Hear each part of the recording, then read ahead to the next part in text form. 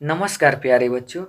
आज आप लोग अध्ययन करेंगे राष्ट्रीय आय एवं योग्यता आधारित परीक्षा का कुछ इम्पॉर्टेंट प्रश्न है जो भूगोल से लिया गया है।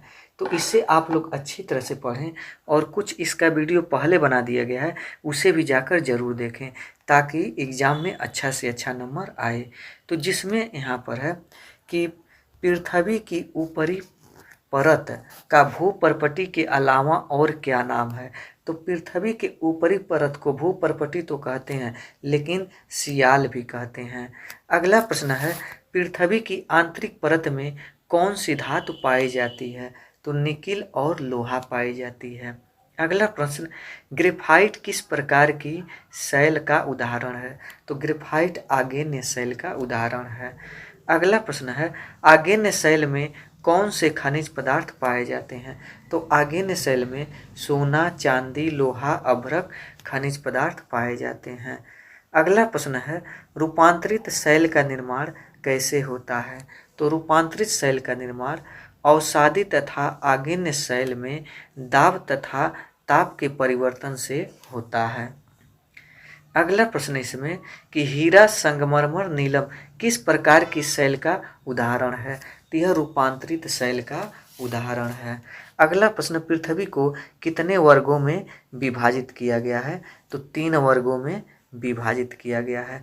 पृथ्वी की सबसे अंदर की परत का नाम लिखो। तो पृथ्वी के सबसे अंदर की परत को क्रोड कहते हैं। दक्षिण का पठार किस प्रकार की शैल से बना है। तो आग्नेय शैल से बना है। कोयला, स्लेट, खड़िया, चूने का पत्थर किस प्रकार की शैल के उदाहरण है। तो अवसादी या परतदार। अगला प्रश्न, वलित या मोड़दार पर्वत के उदाहरण है। तो वलित या मोड़दार जो पर्वत है, हिमालय है, एलबुर्ज है, आल्प्स है, एटलस है और रॉकीज है।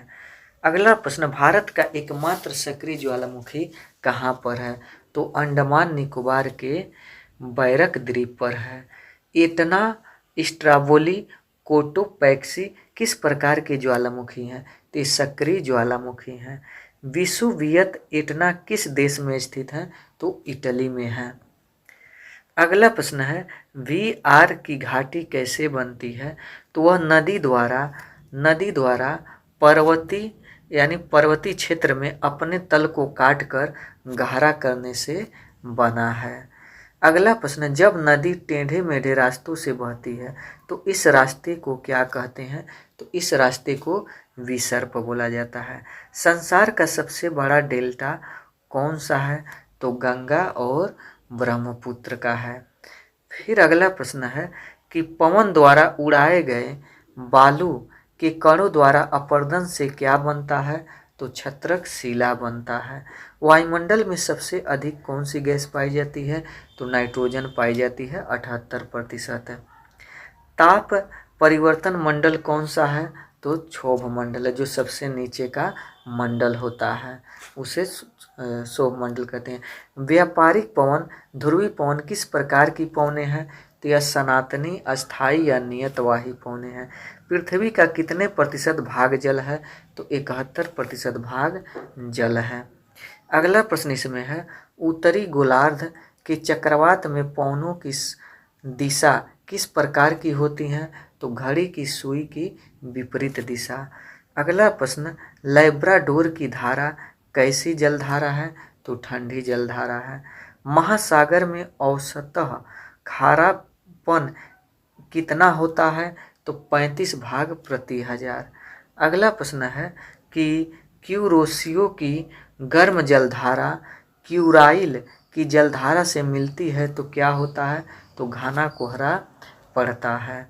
अगला प्रश्न है, विषुवत रेखी प्रदेश में किस प्रकार के वृक्ष पाए जाते हैं।